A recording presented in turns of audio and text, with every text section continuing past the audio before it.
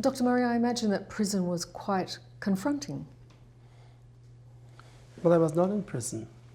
It's slightly different to being in jail. I was in jail based upon the way I was sentenced, so I've never made it to prison.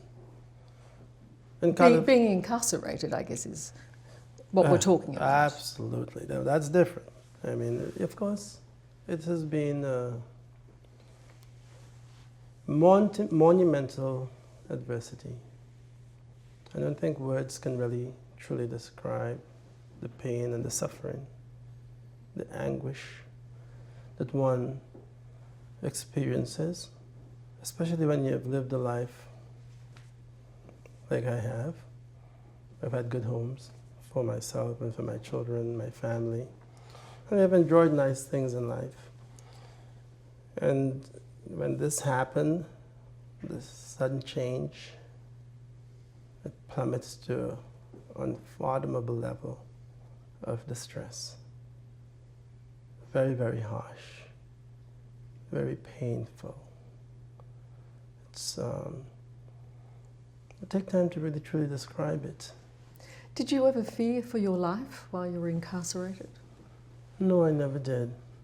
Actually, when I first got into jail, I was asked voluntarily to consider going to a hospital, part of the jail. And this may have been because the medical staff, of course, recognizing I was a physician also, told me it is jail, but the transition could be so adverse that they were recommending that I go to the hospital, not involuntarily, but voluntarily. And that makes a difference. So you did that? I did. If you do go involuntarily, it meant you're suicidal or had those ideas, but I was never suicidal, clearly. I was morbidly distressed and depressed. But But you never considered taking your own life? Never considered taking my own life, never considered harming anyone or any of that. And you never felt fear from other prisoners? Not from any other prisoners, but just going into such an environment, it is enough for concern. So I spent about 2 weeks in that area, and then subsequently I went through a transitional phase to the actual jail where the cells would be. And even though I was at that unit, it was a little frightening for me when I got there, because I can tell you some of the things I experienced. From what you saw? Well, when I first got in that section, the minute I came down with the deputies and they told me where the cell I was going to be at, which is cell number 8, as soon as I was enclosed, all of the inmates started to call me, "Hey, Conrad," by name, "Hey, welcome, sorry that this happened to you. We'd like something to clean, would you want some gloves?" And they just started to give me all the information. They started to just immediately take good care of me. No one called you Michael Jackson's killer? No, not at all. Actually, the cell right next to me happened to be also a doctor, a physician. And that may have been placed so that we can have conversations of mutual concerns. And during that morning, just sitting in that cell, cold and harsh, and graffiti and all sorts of signs, an aluminum sink, an aluminum basin. The cell is 5 feet by 7 with a solid metal bunk and a small 1-inch cushion for a mattress.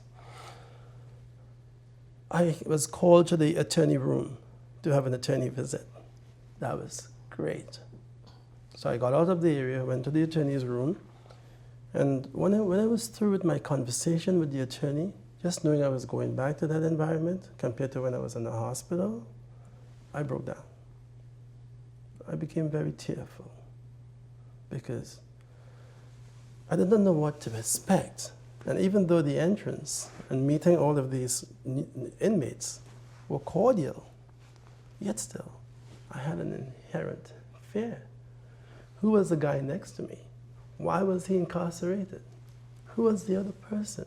It was just tremendously hard for me. So at that time, I was in tears. And I was seen by someone from the psychiatry department who confirmed again that I was not suicidal, but clearly this was the change was affecting me. Simply distressed. Absolutely. And they asked if I wanted to go back to the hospital. I said yes.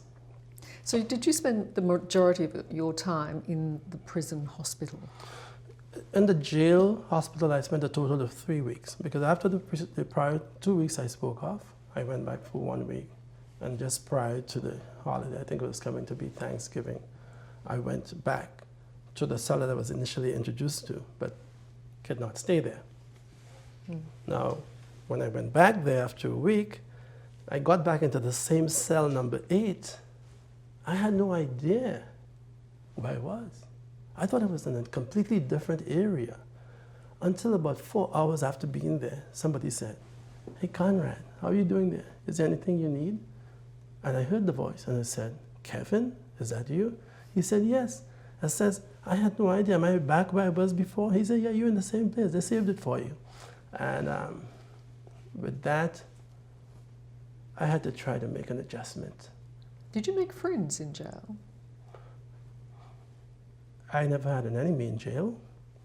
I was very cordial to the inmates, and I did things with the inmates that were very helpful to them. If they had a medical question, as many of them do, I answered. And many along the tier was very engrossed in also understanding and asking their own questions. But the conversations in jail became so not significant in substance, so I changed the milieu. There's quite a bit of obscenity in language, and there's also some description of how an inmate may feel about certain condition. But after having heard enough of that, I started to do what is called the word of the day. I thought that I would educate the inmates.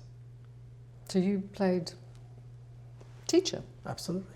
I taught them a word of the day, and then we will use it in 20 different forms and see how it related to other words. And it became quite exciting for them. It was something new. So. You had time, clearly, 2 years to reflect. You said you had a very strong relationship with Michael Jackson. How close was that relationship? I was his closest friend. You see, indeed I was Michael's doctor. But I spent more time with him as a friend than taking care of him medically. I love Michael. I will mourn his loss forever. I am so sad that he's not here.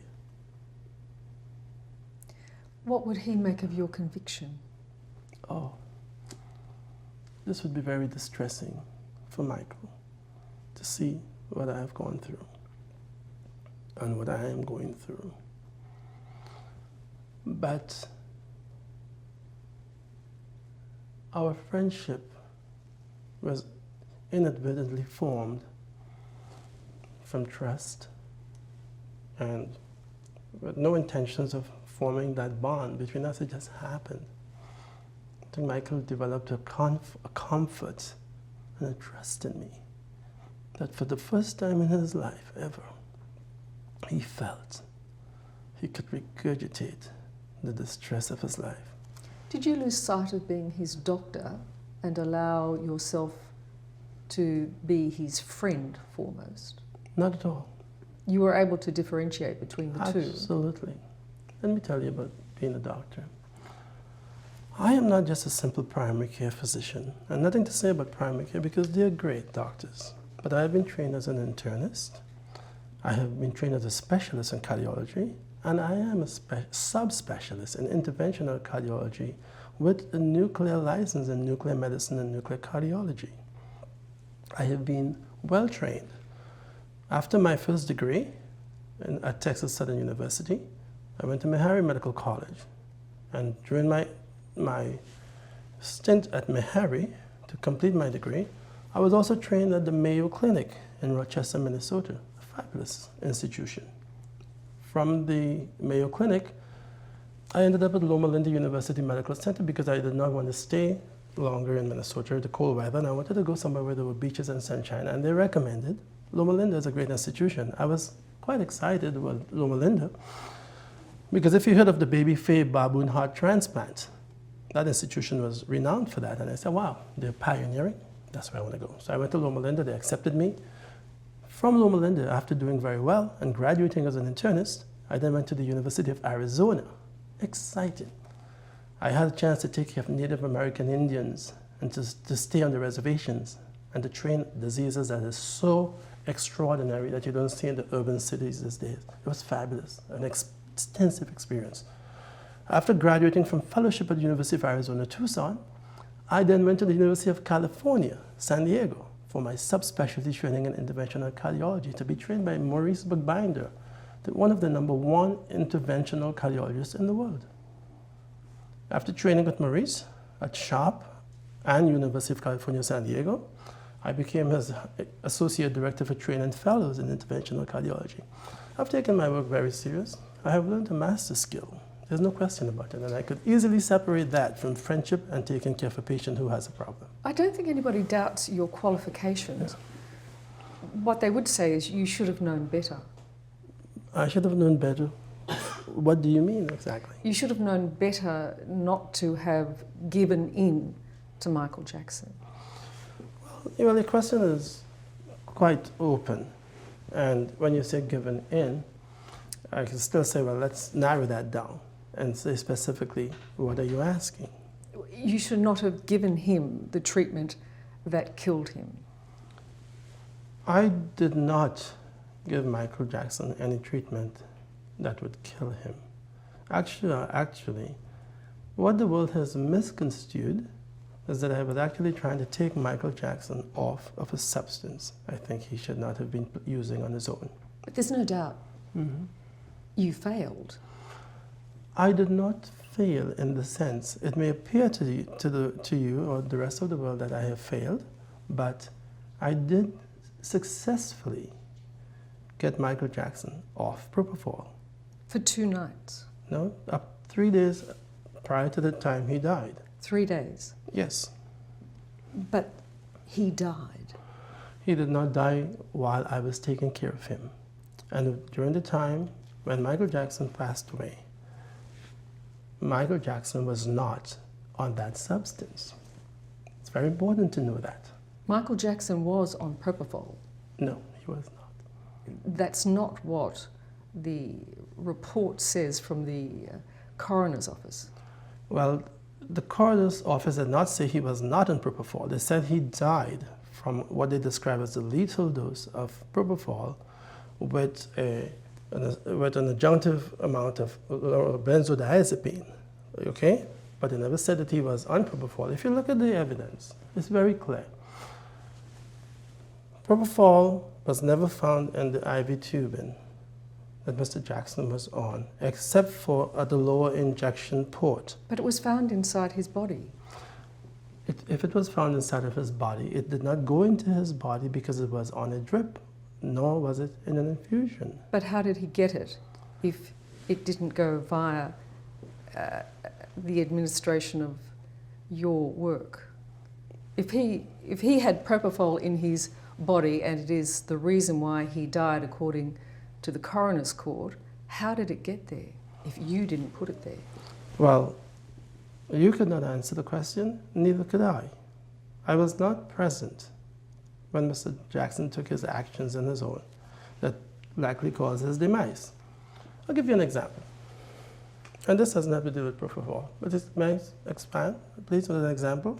But I think if you were driving down the street in your car, driving, and you ran into somebody who was lying in the middle of the road, and you swung around that person and kept going, an injured person, I would say, no, that's really heartless. If you struck that person and knew you struck that person and then kept going, that would be a hit and run. That's a crime. But here's the situation. What if you're driving down the road unexpectedly and then, whoa, in front of you, you stumble upon a body that's lying there? You stop your car, got out, tried to help that human being, left your car at the scene, got in an ambulance, and take that person all the way to the hospital and remain there for several hours, even beyond the time he passed, to help. Which one of those scenarios would you consider as somebody trying to help an individual versus somebody being just careless and forgetting somebody who is hurt? Well, let's start from the beginning. Why did you sign up with Michael Jackson? Well, again, there's just another general question. Why did I sign up? So let me rephrase your question. I think it's a straightforward question. Why did you decide that you wanted to work with Michael Jackson? I have been Michael Jackson's doctor since 2006. But you'd not seen him much. That's not the case. You'd seen him a lot. As I said earlier in this interview, I have been Michael Jackson's doctor, but I have spent more time with Michael Jackson as a friend than the times I've had to treat him. But I started my relationship with Michael in 2006, which was 3 years earlier than 2009. And so you signed up with him because he was a friend? to be his doctor? Yes. No, I signed up when I became his doctor, which of course there's an agreement. I became a doctor because I was asked to see him, and I took care of himself and his children. And then, with that initial inception, we then developed a bond, and the friendship came out of that. But you shut down your practice basically to go and work exclusively for him. Did you do that for the money? Because you were in debt? Were you starstruck? Were you seduced by fame? Not at all. I have been Michael Jackson's doctor for 3 years before that time. I was not starstruck by Michael. If it's anything, I was so sympathetic to Michael because of the things I've learned about Michael, the things that he shared with me. He left a sorrow heart in me. And the guy was suffering all his life, and he never had a friend that he could really trust. Do you know Michael Jackson tried to make friends by going on Hollywood boulevards and other places, disguised, stepping on people's feet to see if they'll turn around and not curse him, push him away? He would do things like that. There were times when people recognized he may have been Michael, and they say, "Oh, Michael," and that from anger to love, and that's not what he wanted. But the bottom line is this. When I agreed, which is the point you're asking about, to become his personal physician for the This Is It tour, Michael pursued me for months. It started back in December of 2008, trying to encourage me, entice me to join him. I was not jumping for that offer. It was not a big deal. $150,000 is not strange income. $150,000 a month is not a lot of income. I am a specialist. I own more than one practice. I own practices in Houston, Texas. But you were also in debt. We are all in debt. Well, not all of us.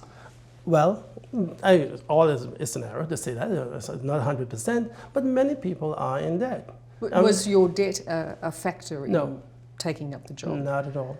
And stardom was not a factor? Not at all. You weren't seduced by the fact it was Michael Jackson? No.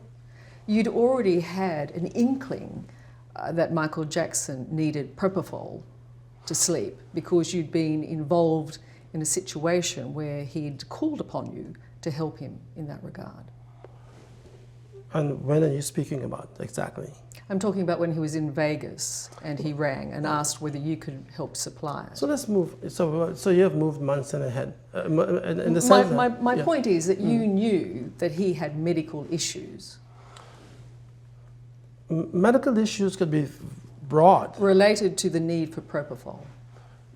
Michael Jackson sprung upon me in the spring of 2009, which was months after he had been pursuing me to join his team as I go back into December of 2008. But the fact is you helped him out. I did not give him propofol. No, but you helped facilitate it. I offered my office and I made a call to the doctor that he had a number 2 that he asked me to call. I told him, frankly, if you look at my police statement, that's not something you just put your hands on, Michael. And I was surprised when he brought it up, actually. But that told you that Michael Jackson had an unusual belief in how to treat his insomnia. Well, you do not make an unusual, you don't just conclude that there's an unusual belief because somebody brought this up. I thought it was unusual for Michael to have come up with such an idea, but then he said that this doctor in Las Vegas gave it to him all the time. He asked if I knew the doctor. I said, no, I did not, and that was quite the case. He then got a number and gave me to ask me to call this doctor, which I did. And then, interestingly, the day that he agreed to, when I called this doctor was supposed to call a plastic surgeon's office that he was apparently giving Michael this thing, and the doctor was going to charge him a price for a procedure that was not going to be done.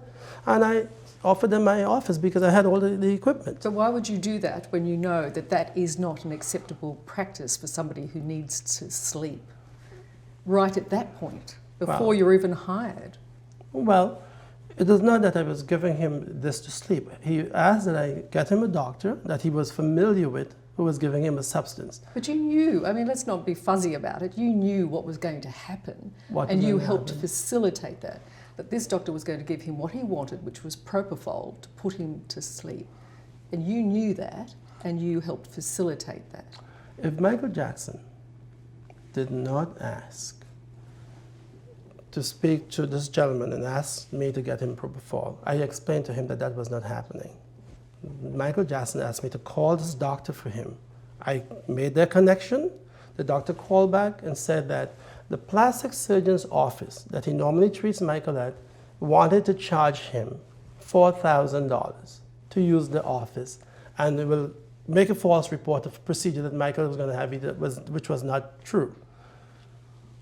That was advantageous to Michael. Michael wanted sleep, and if that doctor was accustomed to treating Michael and that was the condition, I offered them my office. Okay. And that was that. All right, so you allowed that to pass. You weren't directly involved, even though you facilitated the ability for it to happen. I facilitated the suite, which is my office, so they can use it because you knew it was going to take place. Well, he was going to treat Michael, and that was between the doctor and Michael, but I was making sure that there was a place that was safe and available for Michael. Right. You sign up. Mm-hmm. You must have known immediately that propofol was on the agenda. Oh, no. In treating Michael. No. Well, you'd been with him for 2 months before he died, and you told police that you treated him every day with propofol bar 3. Yes, but you have to, again, but you must keep your times correct here. Michael pursued me since December of 2008, long before the Christmas holidays, trying to become his doctor. There was no propofol involved. There was no propofol involved in January. When he came to Vegas and asked about getting to this other doctor, it was in February, in the spring, going into March, okay? By the time I agreed to be Michael's physician for the tour, that was way back in January. You knew that. You were with him for 2 months prior to his death. Mm-hmm. You treated him just about every day with propofol. So very quickly... For 2 months? Yes. Yes. You understood that this is what he wanted and you gave it to him. I treated Michael, certainly, and as I explained to the police, for at least 2 months. Could have been 2.5 months, okay, with propofol. I did it fine and he slept. But I also told you, and which you haven't asked, Michael told me that propofol his insomnia was so bad. That's when he explained this to me. And he always used it when he was on tour. He also mentioned doctors in Germany and different places. Yes. And I spoke with Michael. I did not agree. But yes, you did agree, though. Let me because you gave it to him. May I finish? But just listen to me out here. Sure. I did not agree with Michael on using something, such a powerful sedative for sleep. So what I told Michael is that we have to get you off of that substance. However, I mean, call it ideal or non-ideal, Michael Jackson is not the guy you can just say, stop it. It's not a treatment for insomnia, no matter what he said to you, no matter how he begged, no matter how hard it is that he is Michael Jackson asking you. The truth is, and it's the thing I don't know why you don't accept, is that you should never have given it to him. Ever. Michael Jackson had a lot of doctors who treated him with Propofol.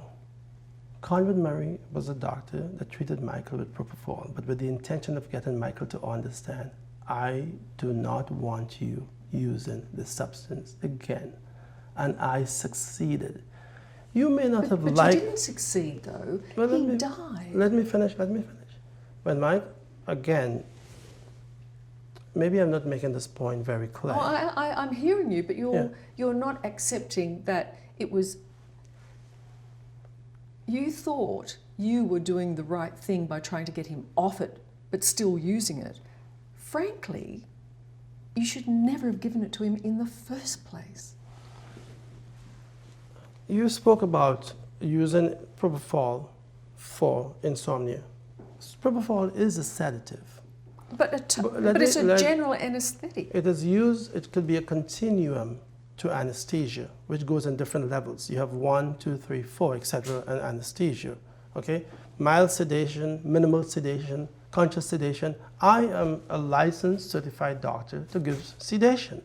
Michael Jackson is not the first person I treat with Propofol. I choose Propofol in the hospital for all types of procedures, and I've used Propofol in patients in the critical care unit. But you've never used it to put somebody to sleep because they have insomnia. Propofol is meant to sedate and to keep patients sleeping. The issue here is, I am not saying there is any protocol written for Propofol or indication that Propofol is to treat refractory insomnia, even though there are studies that was done that show that it is effective in that setting. But today's medicine, regardless of what country you come from, off-label use is very common. Look at, for example, Dr. Robert Markman. Dr. Robert Markman treated his daughter more than 500 times for 5 years for external genitalia pain. In November of 2009, his medical expert was Dr. Schaefer, who was the medical expert key witness for the prosecution in my case. Dr. Schaefer found nothing wrong with using Propofol for external genitalia pain, was a pain remedy on a woman for external genitalia pain at home, treated by her father, who was a doctor. But he took great contention with me using Propofol in Mr. Michael Jackson's home. Here's the same expert doctor destroying one doctor and supporting the other. Dr. Schaefer writes on the Medical Board of California, the only issue that he had with this Propofol used for external genitalia was not that it was used in the home, it was because the physician treated a family member. That was his only concern. Right? Now, let's push this a little further. Just something. There's a really important thing. There's some rules in medicine that we follow. There are recommendations, and recommendations can be modified, accepted, whatever it is. If you look at coronary stent implantation and treat the coronary artery, you may find that all of the trials when they first came out said, hey, you don't want to treat a segment longer than 15 millimeter. Now we treat segments 40 millimeter in length. When they were doing the initial studies, if you were to take that length of the vessel and the type of stents we were having, there will be a rapid restenosis closure of those stents, and the studies likely will fail. Since that time, people have extended and making the therapy better and better. So off-label use is fairly used, but contraindication is important for you to understand. I understand. Does that mean that if you were given this opportunity again, you would use Propofol to treat insomnia? No, I would not. Why not? Since you feel that it was an appropriate thing to do at the time? I said that I would not because that's really the truth. I never, ever wanted to use Propofol on Michael. But meeting him with Propofol, and if I was concerned about Michael, I wanted to be the person who can get him off of Propofol. Michael was exposed to a lot of doctors who did a lot of bad things to him, so bad you would not even want to hear it on this program.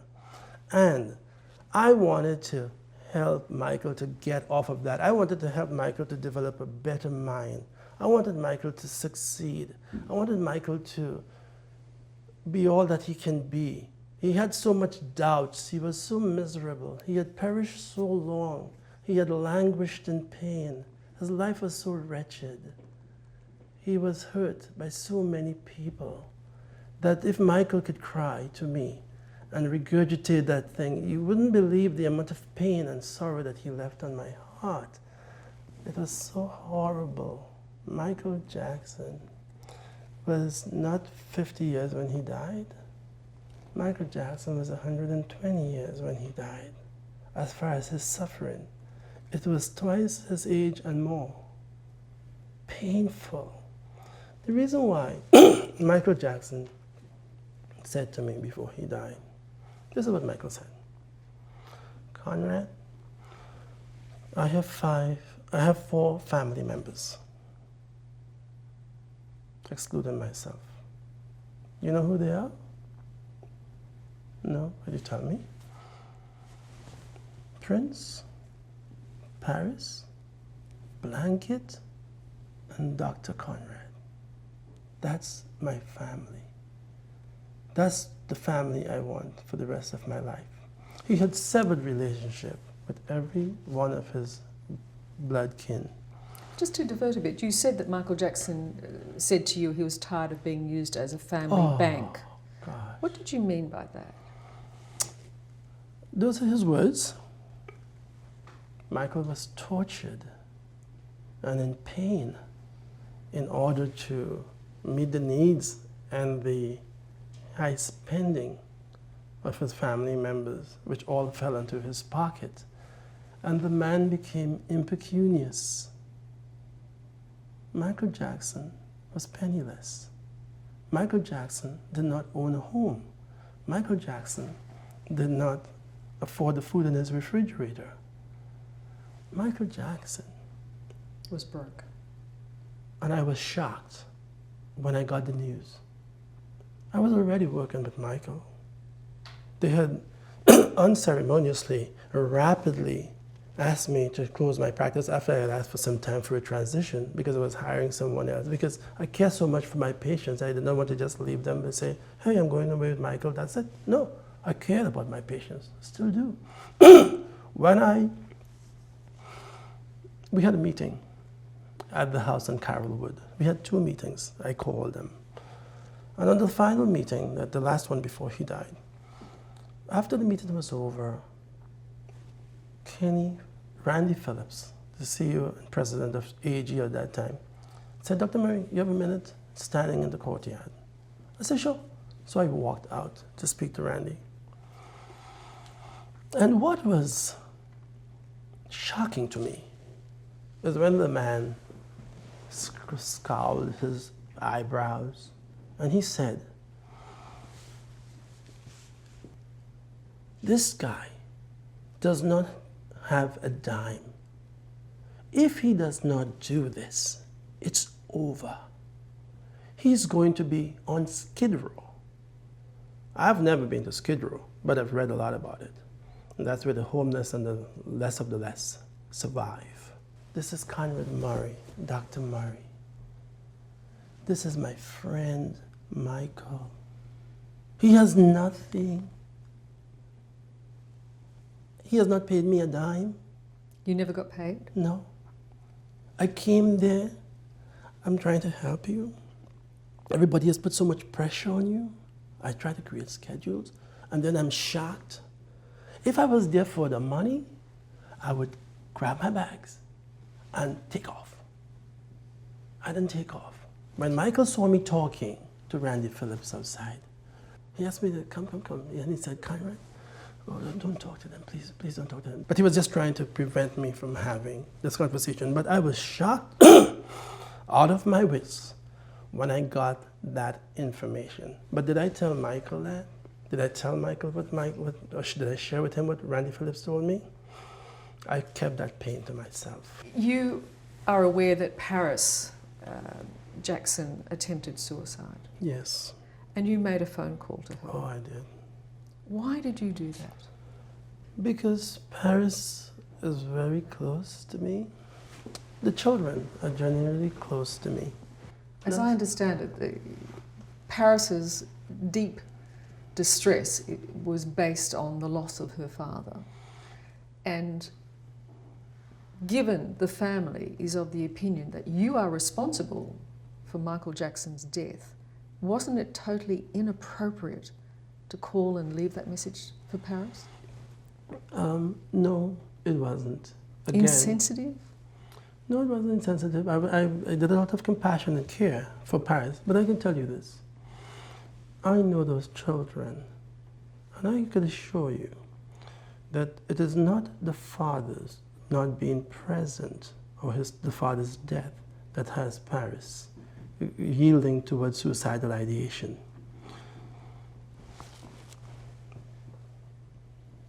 This is one of Michael's pain. Conrad. Yes, Michael. Conrad. Has your father ever hugged you?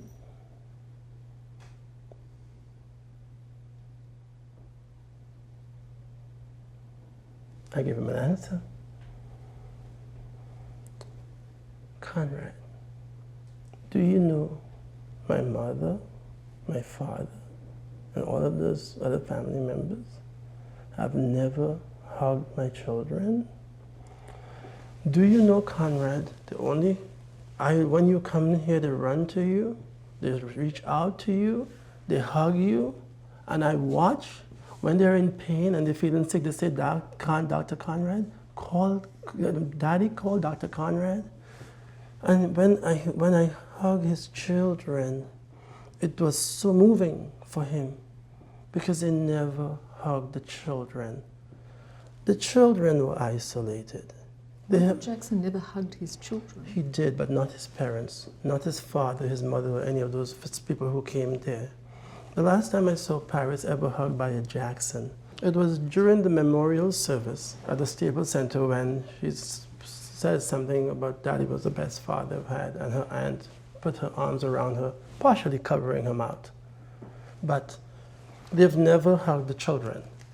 And I have that connection. The children are lonely where they are. The children are not feeling love where they are.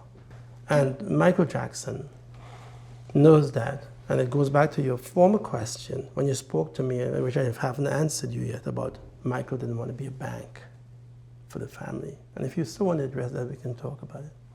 I'll move on just for time reasons, but you recorded a conversation you had with Michael Jackson. Why did you do that? Interestingly,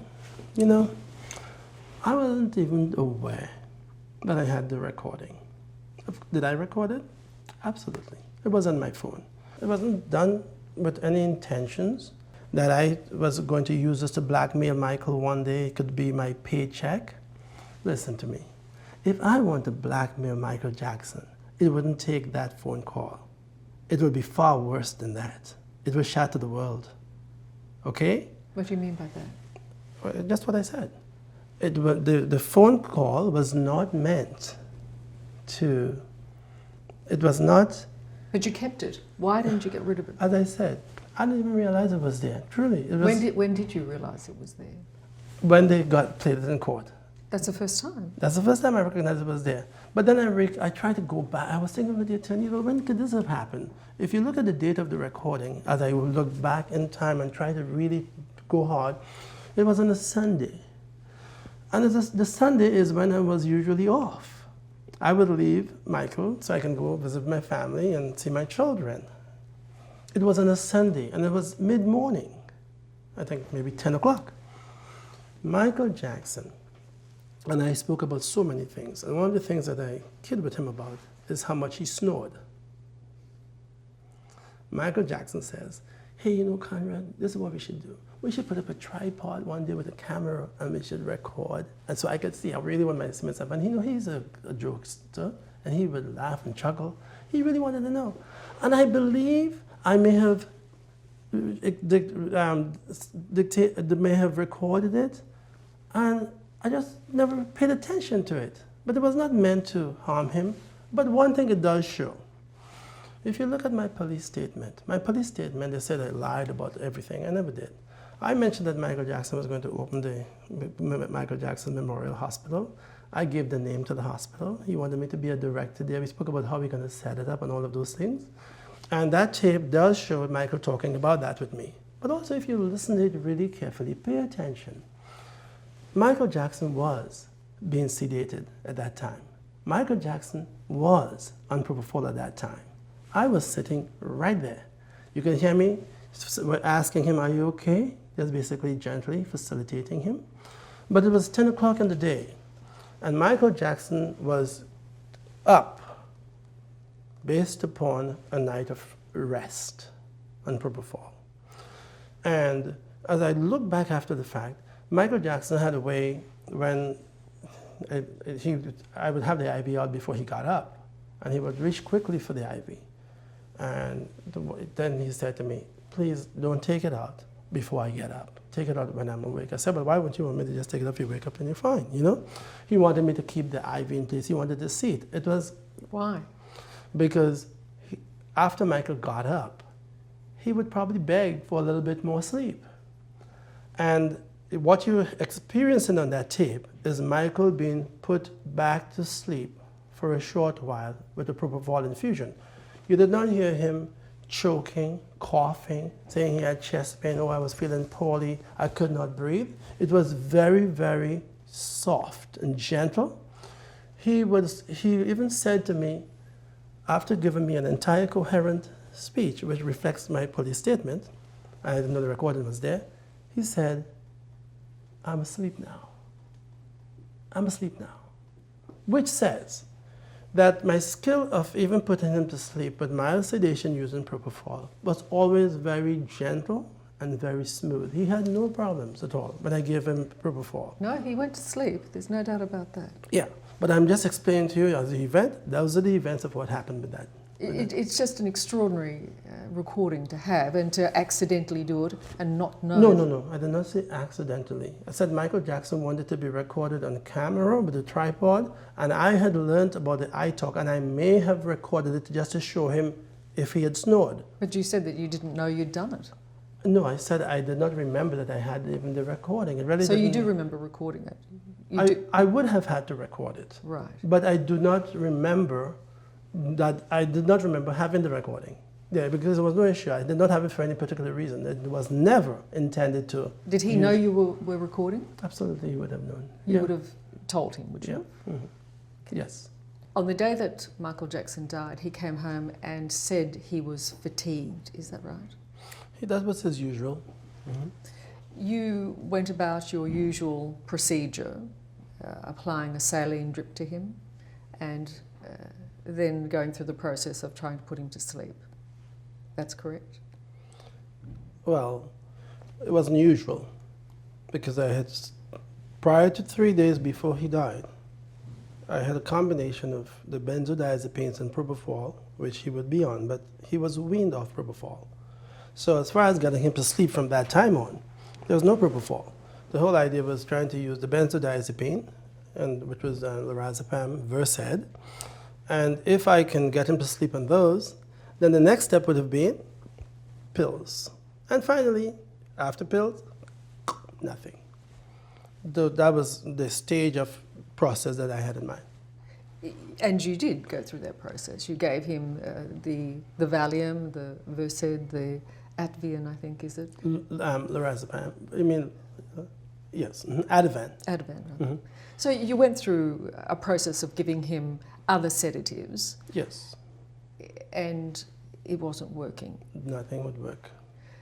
And then you gave him some more of the same sedatives, and in fact said that you had tried to encourage him to meditate. You massaged his legs, you turned the music down, you did all those things. You must have read my police statement. Absolutely. Done a good job. Yes. So you went through a process of trying to get him to sleep according. Without propofol, absolutely. At what point did you decide propofol was going to be appropriate? I never really wanted to go back because the goal was to get him off of it, and I mean that was quite troubling for me. It was very sad to see Michael that night struggle for sleep. It was impossible. Michael looked like something out of the thriller movie. He just was so torn up, so distressed, so wanting to sleep, and he could not sleep. I wonder what it is for a man to be begging himself for sleep or trying to sleep and just sleep would not come. It was impossible because the night before he slept fine with just the lorazepam and Versed. No propofol neither. Tonight, can't. Now, putting it into perspective, what did he get? He got a total of 4 milligrams of lorazepam and 4 milligrams of Versed in divided doses, plus they had taken the Valium pill. That would put me to sleep for a long time. In fact, you said that to him. Yes, but it did not touch him. In fact, did you not say that, you know that if I got the medicine I gave you, I'd be sleeping until tomorrow evening? Yes, I did say that. And it could put an elephant to sleep, in fact. I don't think it could really put an elephant to sleep. You know that is, I made the saying, but it's not really correct. You know, I mean, it certainly is like, but the point was, the point is that most people receiving that amount of medicine for sedation would have no trouble sleeping. What is your problem tonight? Why can't you sleep? And he could not sleep, and it was restless. It was restless. It was hard to see Michael up and down, back and forth, out to his master's suite, down to the bathroom. I mean, it was just hard. But also at the same time, I was up with him for more than 9 hours with no sleep and watching that struggle. Except for a 10-minute period when I massaged his feet and tried to see if meditation would help, and he thought he slept for a while, but was up again. It was hard to see him struggle that much to sleep, and I stuck to my position. I wasn't going back there. My goal was to get you off of propofol. That was my goal. Did I purchase propofol on his behalf? I did. He was not the kind of person I could say, stop, and he would follow. But I wanted to help him. So I did purchase propofol. I did treat him for a number of months, helping him, but gradually trying to get it off, and I succeeded. After I felt I had succeeded, to go back to propofol, that was not the window I wanted to open. It was done. It was extremely sad. But then when Michael told me, again, and he pleaded and he begged, and I mean the begging was all night. When he said to me, if I don't go to rehearsal, I'm going to lose everything. I was already informed that Michael Jackson was over $40 million in the hole and climbing. When I saw how desperate he was, and I knew how much of a destitute he was and what he was facing if he did not do this, it all, again, fell in my heart. But you're not his accountant. You're his doctor. I am not his accountant. I'm not his accountant, but I'm just trying to tell you, when I put the whole situation together, I was very concerned for Michael. So Michael got no propofol at all until the morning, which was about 10:40 in the morning.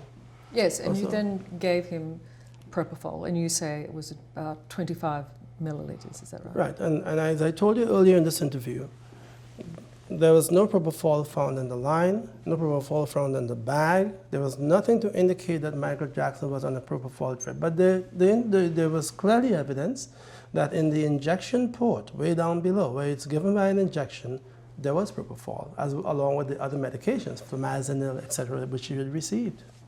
You say that you left you stayed and noticed that Michael Jackson then went to sleep when you gave him the propofol, and you left the room for 2 minutes. Well, let's talk about that a little bit. I think it's important to expound. When I spoke to the police, I basically tried to answer the questions as much as they can ask me. But the police, even when I mentioned that propofol, Michael called it the milk, the policeman asked me then, despite hours into the interview, how did you give him the milk, Dr. Murray? Was it hot or cold? It was totally left. He had no idea. Yes, no, most of us wouldn't have any idea.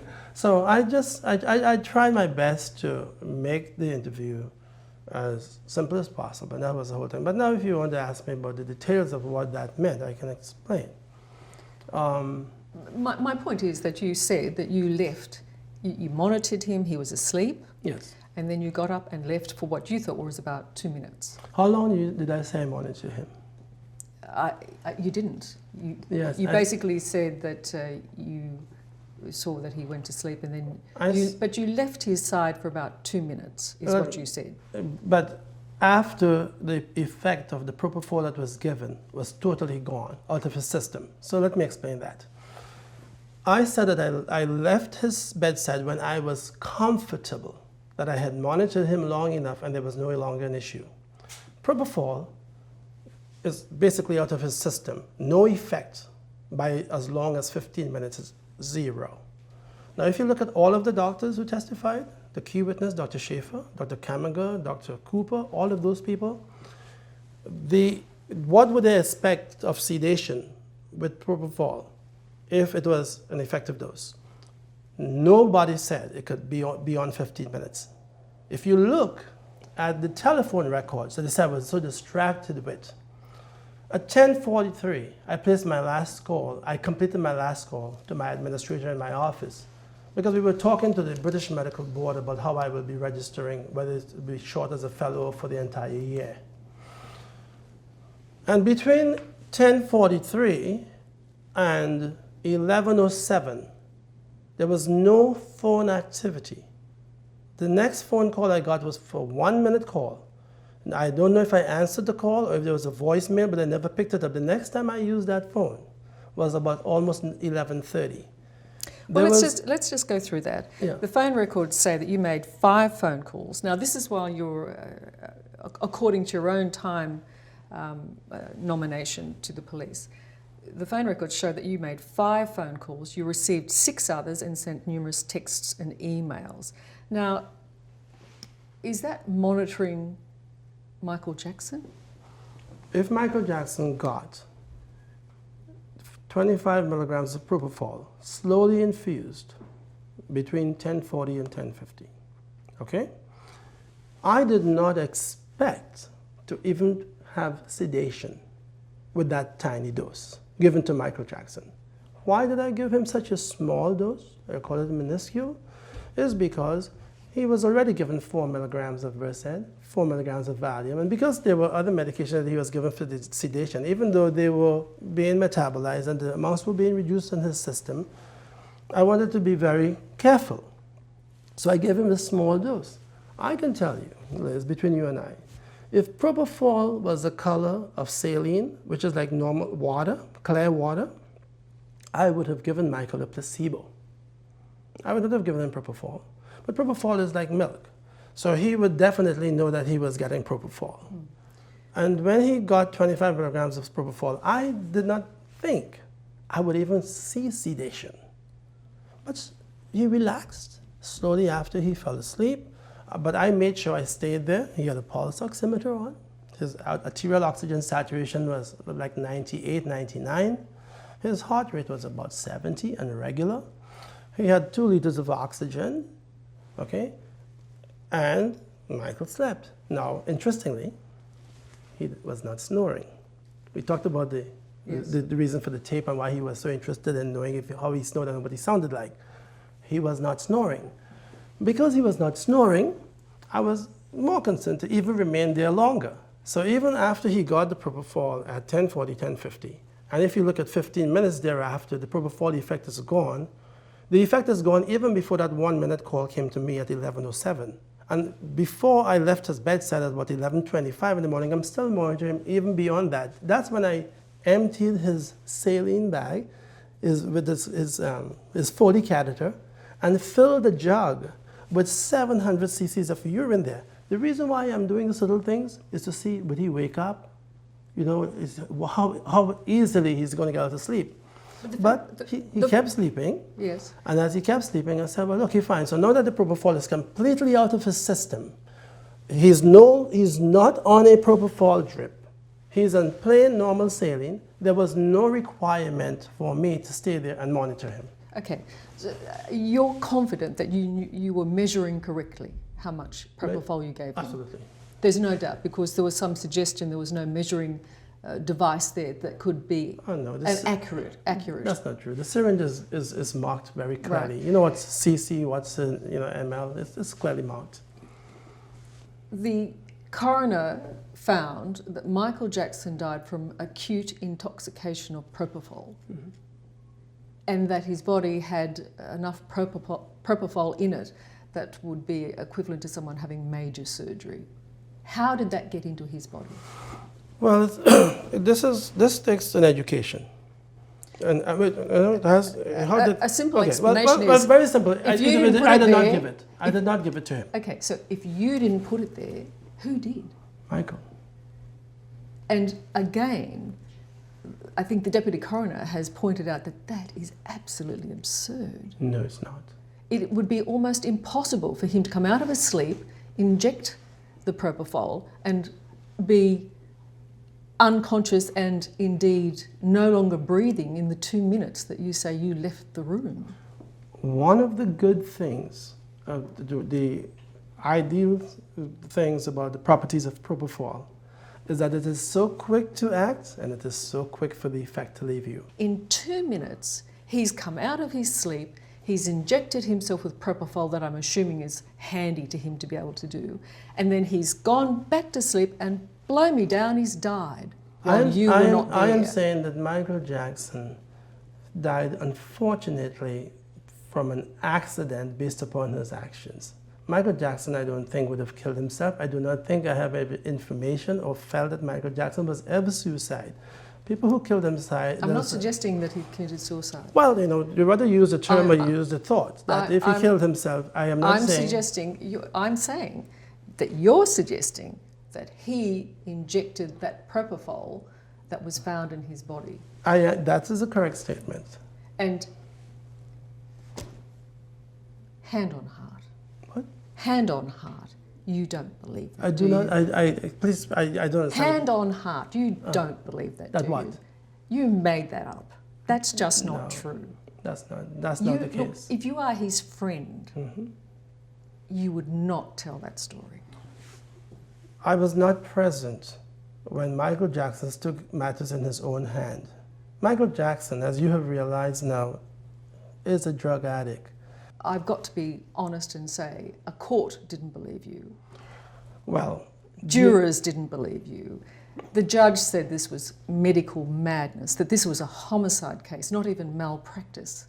Michael Jackson died because you killed him. I did not kill Michael Jackson. I met Michael Jackson in his state, lifeless or not.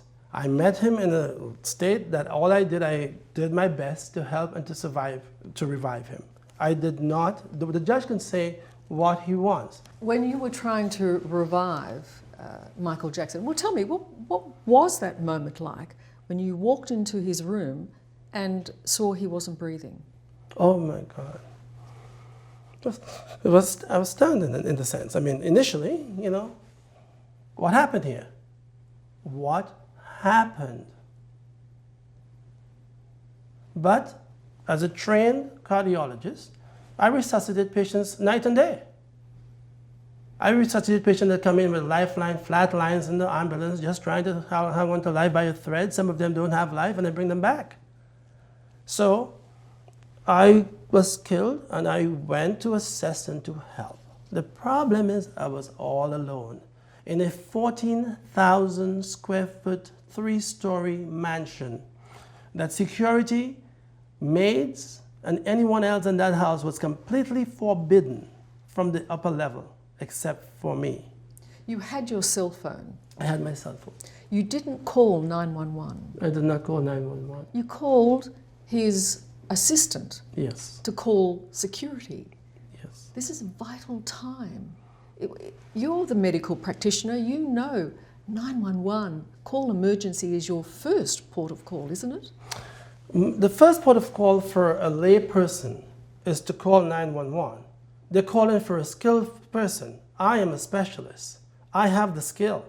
I can start immediately. If you can do CPR as early as possible, that's great. But I don't know how long Michael was down. So you didn't think you needed to call 911? No, I'm not saying I don't need. I needed help. I needed help for sure. Well, but, 911's your help. Well, hold a second. Let me just explain. I know you're jumping ahead, but this needs to be developed. Okay? So there is a central theme of CPR. It's called the 10% rule. Have you heard it? Yes. Okay. If a person is down for 1 minute, there is a 10% chance if you can get to them and start CPR to help them that they will live, 10% mortality rate. But if Michael Jackson was down for 10 minutes, that immediately becomes 100% mortality. I don't know how long Michael was down. I was not there. You were only gone for 2 minutes. No, I left the chamber, as explained to you. I left the chamber next door where I was in the phone. But you're aware of, visually, you would have heard him if he was going to be doing something. You lost... This room is over 2,000 square feet and it has its sub-compartments. It's separated. And it's carpeted floor with wood. You don't have to hear him. I mean, I just did not... Okay. No. You find Michael Jackson's not breathing. You employ CPR. You have a cell phone. You call his assistant and you ask him to call security. To most people, that's the biggest mistake you made, was not getting hold of 911 immediately. Do you regret not making that 911 call? I wish I had the capacity to make that call earlier. And yes, I did not use my cell phone. But had I had the landline of that home working, I would have dialed that 911 call and they would have known there was an emergency and they would have come. However, because the 911 calls on the landline will give you the immediate address, etc. of the house. Michael Jackson's home is not a typical home. And when people look at it, they're looking at what is typical. People try to get into the homes of stars when they're not allowed, etc., etc., and there's a danger of that.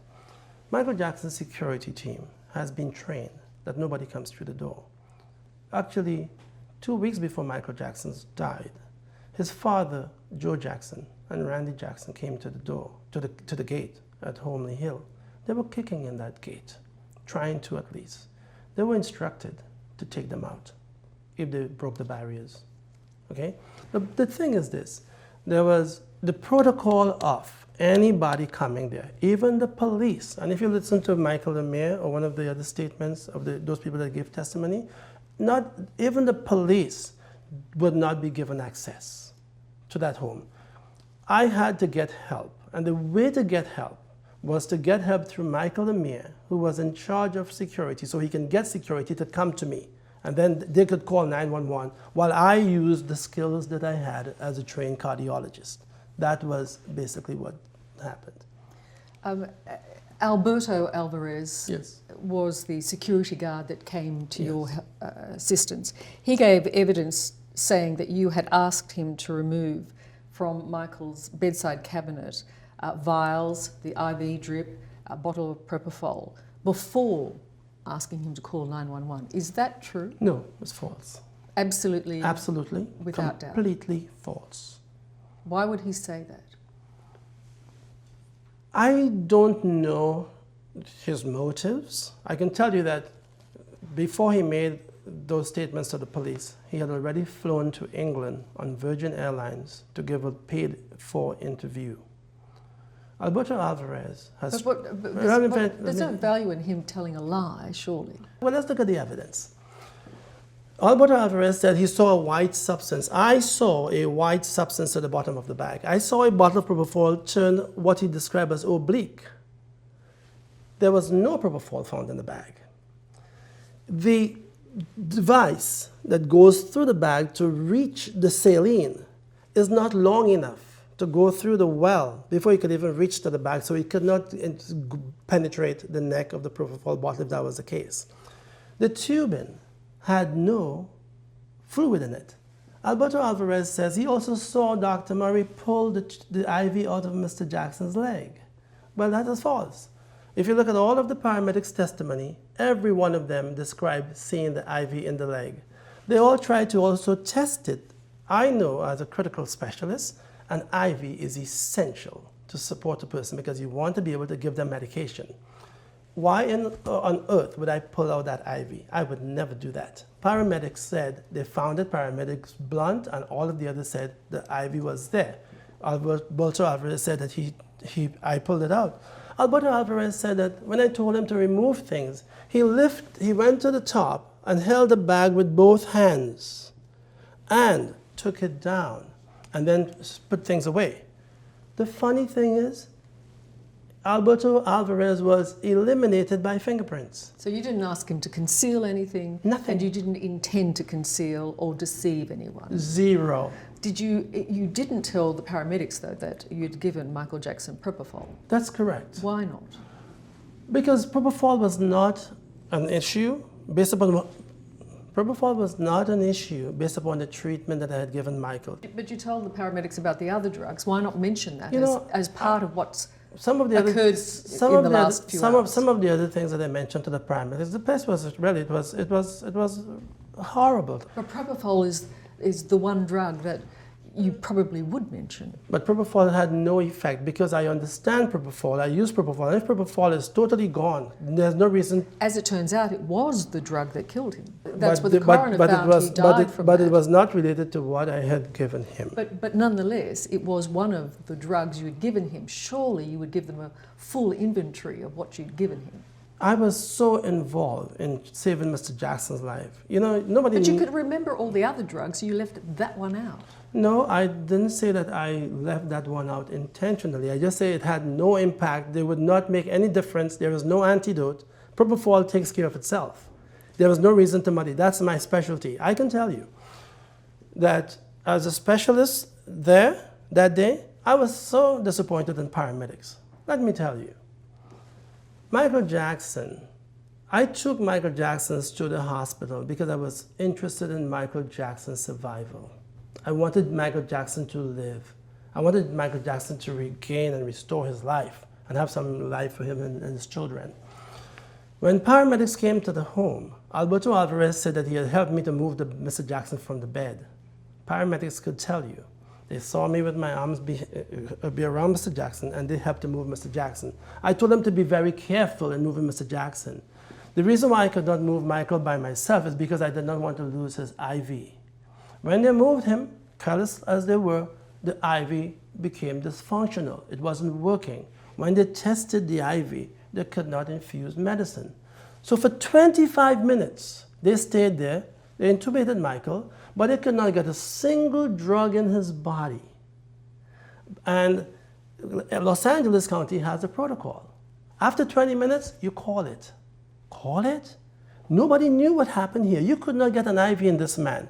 I went and I got them small IVs to try his leg. I could have put an IV into his groin, but they were getting orders from the emergency room doctor at UCLA, although I was helping. And finally they got it in the neck. It was after 25 minutes they had access. Then I said to them, well, are you guys not going to give him some bicarbonate? Then they called the doctor and said, well, the doctor here suggested maybe some bicarbonate. She said, give him a half an amp. After the man is down, I don't know how long he was down before I met him, and he's down for 25 minutes and you've lost his IV, a half an amp is nothing. Yes, I'm aware that you were then given control of the situation. So I asked to take control, and Yes. the reason why I asked for control is because I was completely dissatisfied with the performance of paramedics. Yes, I and understand I wanted to take Michael where at least all efforts could be tried, and they did try, and it did not work. Did you make a call at all in the ambulance while you were travelling to Yes. the hospital? And that Yes. was to a girlfriend? Yes. The Why? mother of my child. Why did you make that call? I lived there basically during the time I took care of Michael. We had a 90-month-old baby, 90 days old baby. Was that on a call though you could leave until later? I mean, I can give, I'm giving instructions. They're doing CPR. I can basically say, this is going to be so explosive. I'm telling you what I did. It did not Surely prevent. that's like, what? It did not. Wouldn't you do that It afterwards? It did not prevent You me. have Michael Jackson on a gurney here. Michael Jackson is inside of the ambulance. Yes. And there are paramedics. beside He's him. intubated.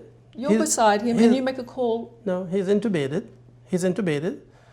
And other doctors are giving medicine and paramedics are doing CPR. Here's what happened. When you run a code in a hospital, the doctor that is given instructions is not necessarily actively performing the CPR or giving the medications at the time. We have people to do that. You can do things. You can call it, you can give new orders. Okay. I made a quick call because I did not want the mother of my 90-day-old baby to be totally devastated and mortified. I just wanted her to say, look, Michael has a problem. I'm taking him to the hospital. I'm sure, look at the television, I'm sure, but just don't worry. Basically that's what I was trying to tell her. When did you accept that Michael Jackson was dead? At UCLA. I can tell you, I tried the best I can. I was one man doing CPR, ventilating him with an ambu bag, and I did mouth-to-mouth resuscitation. But I wanted to help Michael wholeheartedly. I loved Michael. I love Michael Jackson. I love him. I am so sorry that Michael Jackson did not tell me about his drug addiction. If Michael Jackson had shared that with me, despite the other hidden sorrows and darkness in his life, which is so grave, it would have made a whole difference. My approach would not have been to try to wean him off Propofol. I would have probably encouraged him to get help in an institution, and I would have gone with him. Michael Jackson prepared a meal for me every day without me asking for it. Our friendship was not intentional, but it was developed inadvertently on trust and love and a uniqueness, and somehow though our lives were parallel, there were significant areas where our lives crossed and matched as far as encountering pain and suffering. Michael Jackson is a beautiful person. I love Michael. I just wanted to help Michael in every possible way that I can. Maybe I could have done like every other person and maybe walked away, and who knows? I don't know. I don't determine life and when existence starts and when it comes to an end. That's left to God. I am a spiritual man. But I have a heart.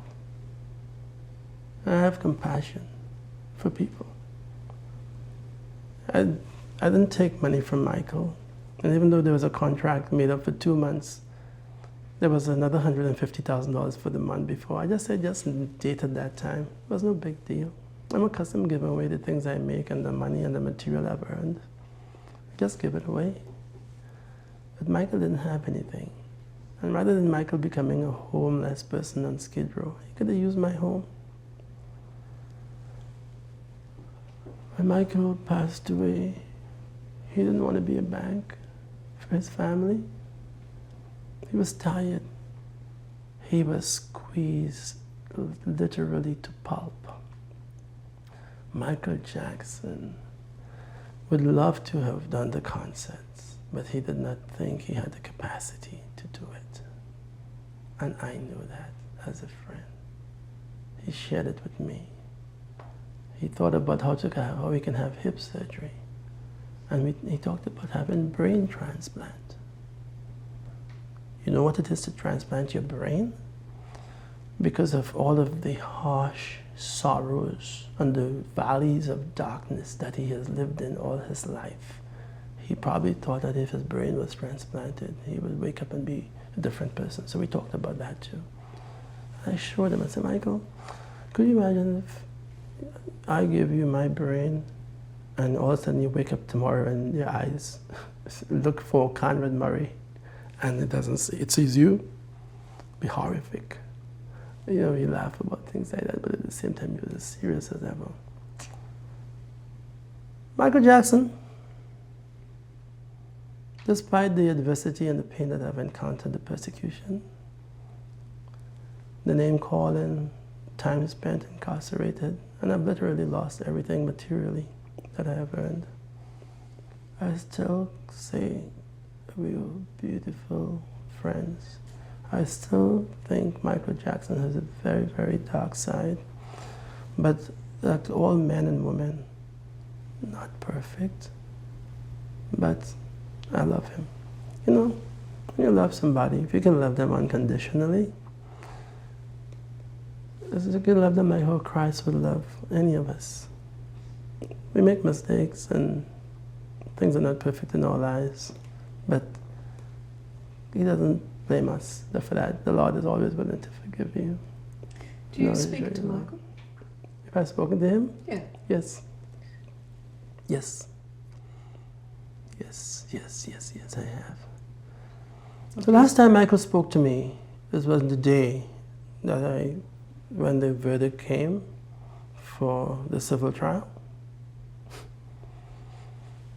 Michael touched me. He put his hands on my shoulder. And he touched me and he spoke to me. Michael speaks to me. He does. What does he say? It's too emotional to go into at this time. Just too emotional. What do we make of a man who slept with a dolly and had a urinary bag attached to him? What do we make of that? Michael.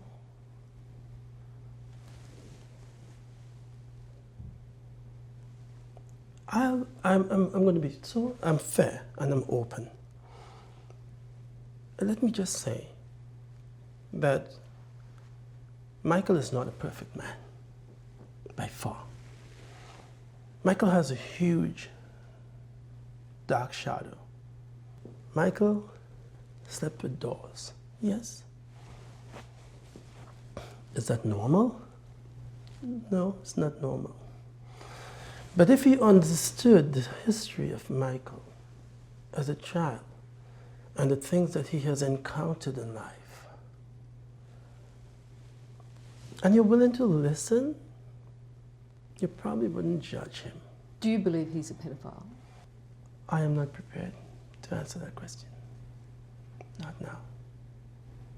And I'll tell you that the reason why, because my interview with you is quite candid and honest, and I would not make up or fabricate anything. But at this time, I'm not willing to answer that question.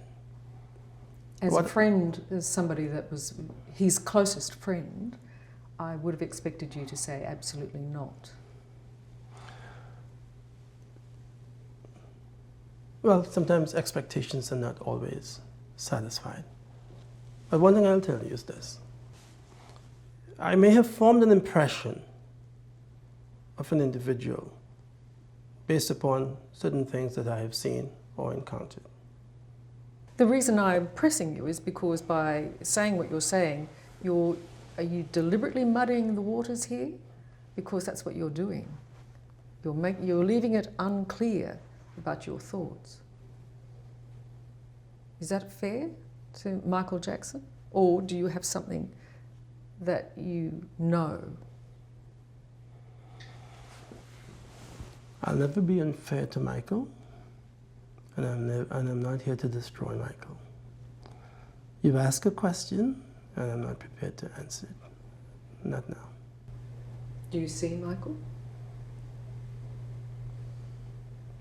I've dreamed of Michael many times, but he has not appeared to me in spirit.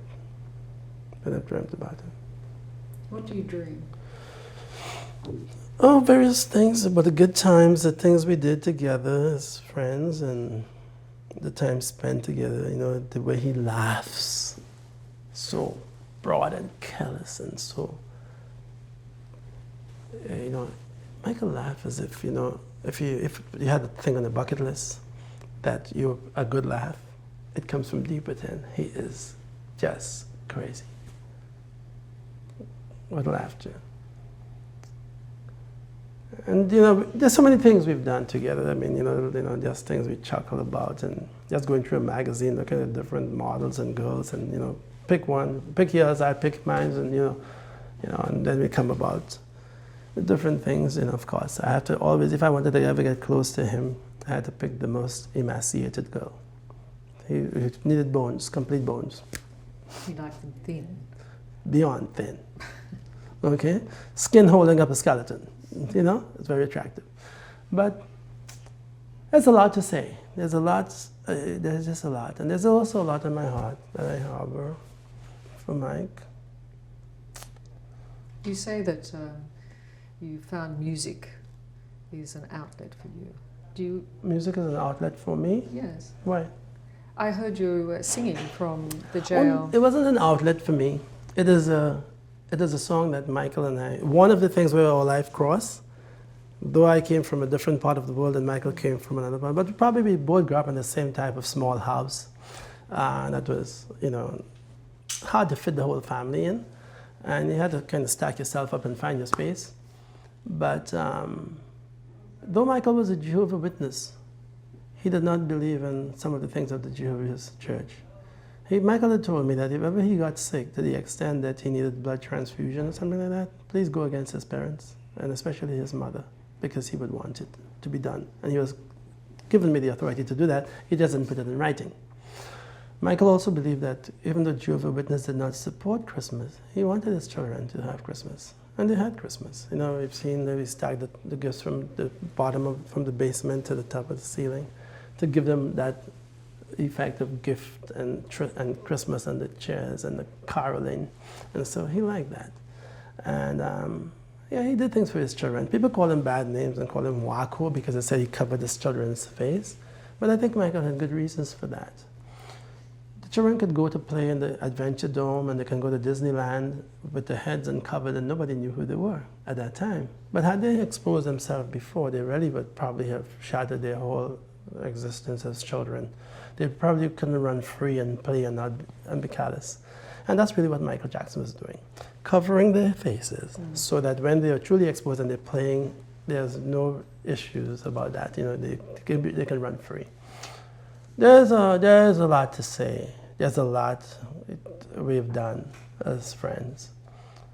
And that's why I say our friendship, I spend much more time with Michael as a friend as compared to being in his position. Can I ask you this then? What would you have done?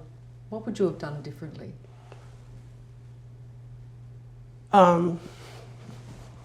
If Michael had shared with me that he had a drug addiction, there is no way in the world I would even have considered bringing more Propofol to help him with his insomnia. I would not have done that. But this was completely hidden from me, and I did not know that. And when Michael Jackson died, I have gone back in retrospect and wonder, what about that night? Why was he so restless? Why was his insomnia so exacerbated? And it clearly shows in the autopsy of Michael Jackson. Although you heard that he was a Demerol addict, he made a song called Demerol. Michael was in full-blown withdrawal. Based upon the evidence that is shown, he received his last Demerol injections, and he was receiving gargantuan levels of Demerol. Huge. I've never given any patient, even for the worst migraine. You knew he was going to other doctors, though, but why were you not able to say to him, I need to know your medical history to treat you properly? when I've asked him about his medical history, I would expect that Michael Jackson had been going to the doctors. He had dermatological issues where he goes to those people. He has gone to plastic surgeons for a number of years. Those are other doctors. But I was not aware, neither had he shared with me, that he had such a likeness with Demerol. Now, if you look at on the 22nd, when he got his last shot, Demerol withdrawal, it has a short half-life, would peak within 48 to 72 hours of not having the substance. And the best way to treat Demerol addiction? Give some Demerol. How do you stop an alcoholic from going into withdrawal? They come to the hospital, give them a drink. Okay? He was lacking the substance, and that heightened his insomnia. When Dr. Sherilyn Lee, or Nurse Lee, when she talked about Michael Jackson calling him and saying that he had chills and all of those types of things, and one side of his body may have been hot versus cold, is Michael was surreptitiously hiding his withdrawal symptoms from the lack of Demerol. As you can see how many times he got it, and as the doctors now testify, he would go there probably sometime every day of the week or several times during the week. Well, guess what? I was with Michael every day of the week except for Sunday. He never shared with me. Nobody ever told me that Michael was doing that. So you regret not knowing Absolutely. everything? Oh yeah, absolutely. I mean, he's supposed to let me know. And nothing you did with the knowledge that you had, do you regret? Well, I would say, and again, this is an honest conversation we're having. I tried to take Propofol from Michael. It may have been in an unorthodox approach. Yes, he had Propofol. I met him at Propofol. Yes, I brought Propofol while we were having these heavy conversations that I did not want you to continue on that. I had a goal. You need to be off of the substance before you start your tour. You're not going to England like this. And I succeeded. And today, Michael is not with us. So I'm happy that I got him off of the substance. But if Michael had only shared with me that he had the withdrawal from Demerol, he probably would not have been in withdrawal that night. And I can tell you, if you think about how you treat Demerol withdrawal, sedatives are very important. He may have been even worse had he not gotten the 4 milligrams of lorazepam and Versed, because that may have attenuated the full-blown effect of what was seen. But my question was, do you regret, based on the knowledge you did have, do you regret anything that you did? Nothing I did that would have hurt him. Because did you get anything wrong? What do you mean? Based on the knowledge you had, did you do anything wrong or get anything wrong? That's a good question. No.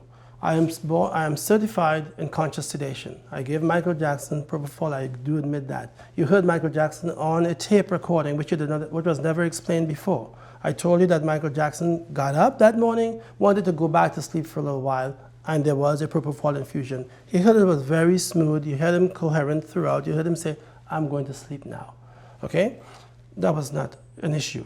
Nothing I did created a problem for Michael. Even the 25 milligrams of Propofol I gave Michael that day, slowly infused as recommended over 2 to 3 minutes, I did not even expect to get sedation out of that. Michael Jackson did not snore as he normally would be snoring. Okay? I was concerned that he would be sleeping. I stayed with him. I monitored him long beyond the effect of the Propofol was completely gone out of his system. You know? Something happened in my absence. And I would have to say, it is based upon his actions and his state of withdrawal, whatever it was that day, may have driven Michael, and the fact that he was an addict does those things. He gave himself Propofol, and I think he had an accidental death. Michael did not die because of suicide. He did not take his own life intentionally.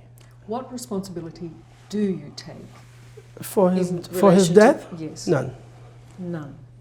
Absolutely nothing. Nothing. Nothing that I gave Michael Jackson should have killed him. Nothing that I was responsible for should have killed him. But it did. Whatever he had in his system killed him. Well, here's something. I met him at Propofol. We know that he was asking at the doctors for Propofol. I asked him for the cocktail and the details. He wouldn't give me a phone number. He wouldn't give me the details. He kept promising it did not happen. So he was deceiving you. Well, that's for sure. I was deceived, yes, but I was trying to get information. I was blinded to certain aspects of his life in that setting. And I would say that regretfully, if he had shared that with me, as I explained to you before, I would have taken him to get help. I would have gone in with him. If Michael wanted me to check in an institution with him, I would have done it. I'd keep him company. What do you say to Michael Jackson's family and fans who believe that you killed Michael Jackson? Well, for the entire spectrum that you've shown there, friends and family, I did not kill Michael Jackson. I will now separate the two, Michael Jackson's family and Michael Jackson's fan. The family has not shown any, they have not mourned for Michael. Examples of this. All of the fans, you've gone to the memorial service at the Staples Center and you have mourned Michael in a silver casket. Michael is not buried in a silver casket. Michael doesn't even want to be buried in the state of California. Michael is in Forest Lawn and he doesn't want to be there. Michael and I spoke about death, and I know exactly what he wanted.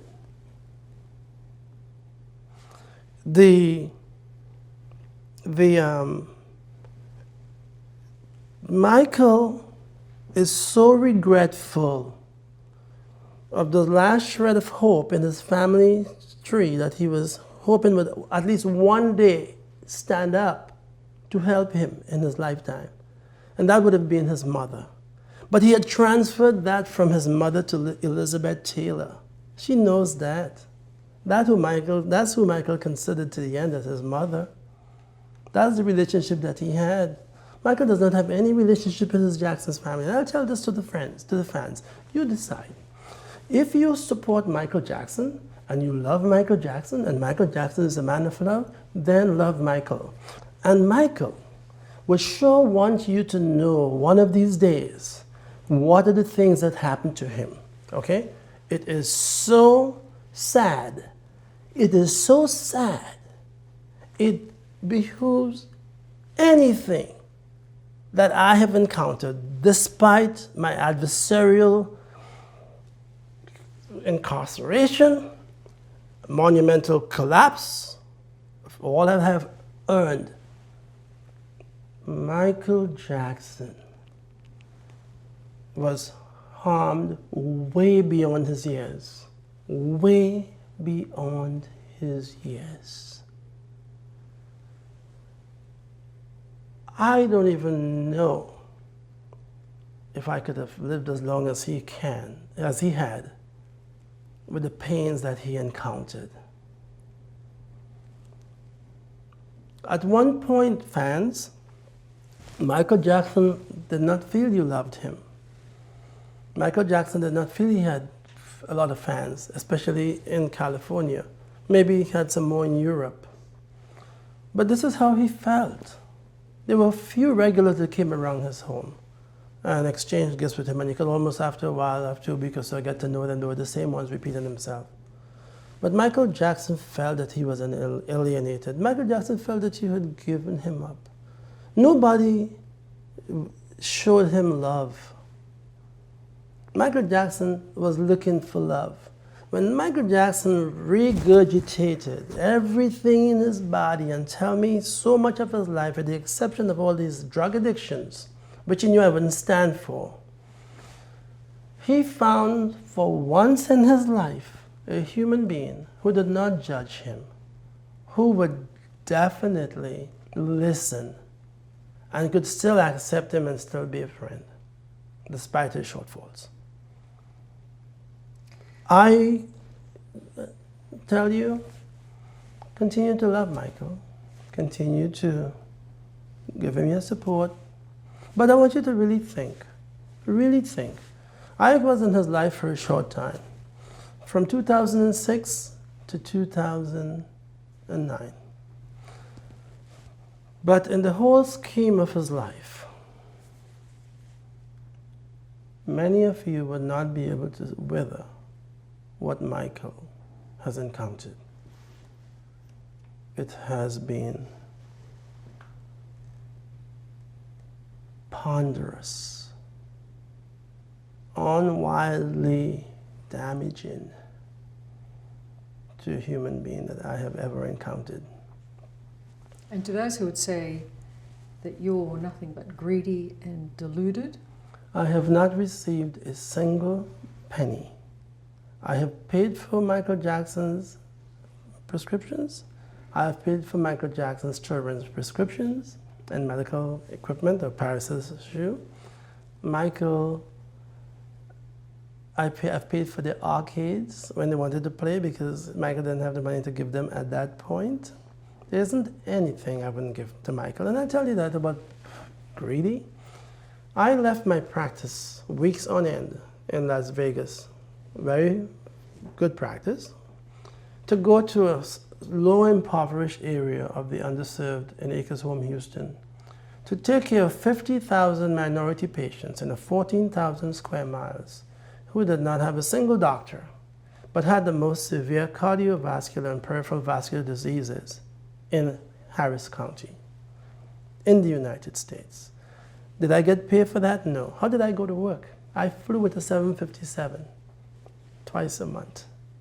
I rented an office there. I gave the care pro bono. I'm not greedy. Money has never driven me. deluded? Deluded? Deluded. Deluded. Well, in what way? In that your view of what has happened to you bears no resemblance to what really happened. And that you take absolutely no responsibility at all. What has happened to me takes no resemblance of what has really happened. What you've read in the news and all of this deception that you've seen in the courtroom and with the investigation, it is far removed from what the truth is. I was questioned voluntarily for over 2.5 hours. I never told the Los Angeles Police Department, you could not ask me certain questions. I answered the questions as best as I can.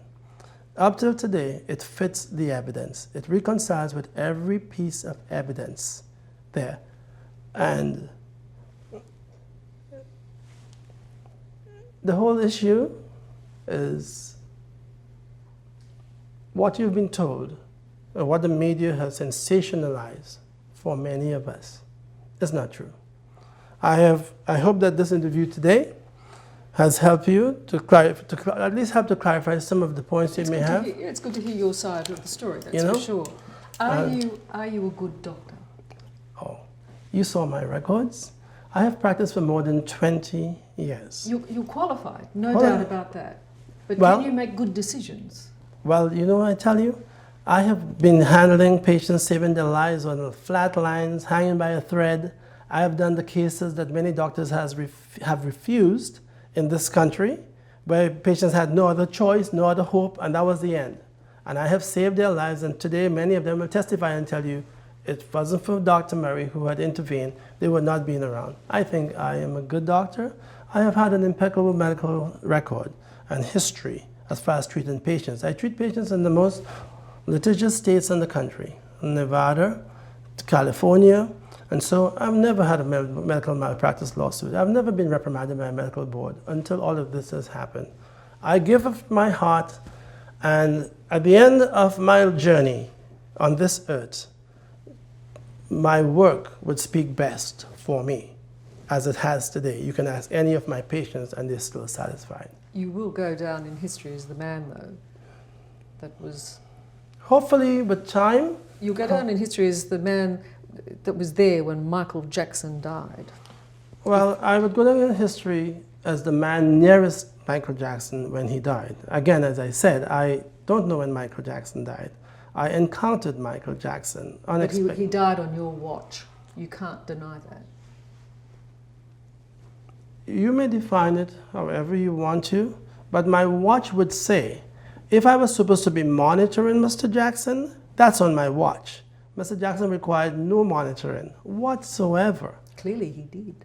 No, because if you Well, he wouldn't have died if you'd been absolutely there. But if, based upon what I gave Mr. Jackson, the effect was completely out of his system and gone. There is no way monitoring was required. Listen, he was in a normal saline drip. Is there a requirement to monitor somebody on a normal saline drip?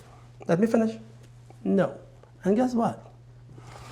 If I would monitor a patient on a normal saline drip if they had a risk for heart failure, if they were dialyzed and they were getting fluid removed from their body 3 times a week because their kidney's not working, I wouldn't even put them on a saline drip if that was the issue, unless the situation really required that. If somebody had heart failure, where they could not push fluid around their body, that's another reason I don't want to overload the patient. Mr. Jackson had a good heart. He did not have heart failure. He did not have kidney failure. And there was no requirement for a normal saline drip. As I explained to you before, and I hope you do understand, that there was no effect of the propofol beyond 15 minutes. I also hope you understand that despite my telephone usage, if you look at the telephone call, between the time he was treated and the time I left his bedside, propofol was completely gone and had no effect. So there we are.